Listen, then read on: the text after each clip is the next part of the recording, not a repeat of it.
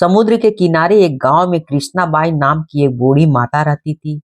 वह भगवान श्री कृष्ण की परम भक्त थी। वह एक झोपड़ी में रहती थी। कृष्णाबाई का वास्तविक नाम सुखिया था, पर कृष्ण भक्ति के कारण इनका नाम गांव वालों ने कृष्णाबाई रख दिया था। घर घर में झाड़ू पोछा बर्तन और खाना बनाना ही इनका काम था। कृष्णाबाई रोज फूलों की माला बनाकर दोनों समय श्री कृष्ण जी को पहनाती थी और घंटों कान्हा से बातें किया करती थी। गांव के लोग तो ये सोचते थे कि बुढ़िया पागल हो गई है। एक रात श्री कृष्ण जी ने अपने भक्त कृष्णाबाई से यह कहा कि कल बहुत बड़ा भूचाल आने वाला है। अब क्या था, मालिक का आदेश था। कृष्णाबाई ने अपना सारा सामान इकट्ठा करना शुरू किया और गांव वालों से बताया कि कल सपने में कान्हा आए थे और कह रहे थे कि बहुत प्रलय होगा, गांव छोड़कर पास के गांव में चली जा। अब लोग कहाँ उस बुढ़िया पागल की बातें मानने वाले थे। जो सुनता वह जोर जोर से ठहाके लगाने लगता। बाई ने एक बैलगाड़ी मंगवाई और अपने कान्हा की मूर्ति ली और सारा सामान की गठरी बांधकर गाड़ी में बैठ गई और लोग उसकी मूर्खता पर हंस रहे थे।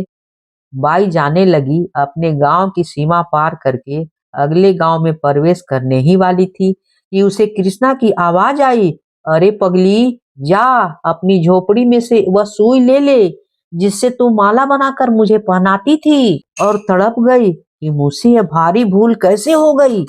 अब मैं कान्हा की माला कैसे बनाऊंगी। उसने गाड़ी वाले को वहीं रोक दिया और बदहास अपनी झोपड़ी की तरफ भागी।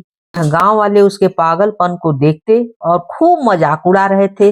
माई ने झोपड़ी के तिनके में से फंसी हुई सुई को निकाला और फिर पागलों की तरह दौड़ते हुए गाड़ी के पास आई।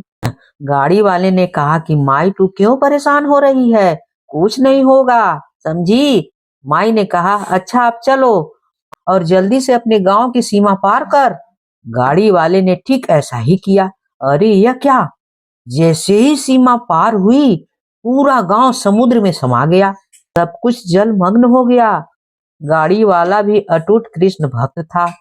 एन केन पर केन भगवान ने उसकी भी रक्षा करने में कोई विलंब नहीं किया। इस कहानी से हमें यह शिक्षा मिलती है कि भगवान जब अपने भक्त की मात्र एक सुई तक की चिंता करते हैं तो वह भक्त की रक्षा के लिए कितना चिंतित होते होंगे।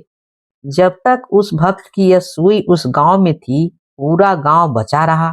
इसलिए कहा जाता है कि अगर दुनिया में संत एवं अच्छे व्यक्ति न होते तो यह संसार कब का समाप्त हो गया होता।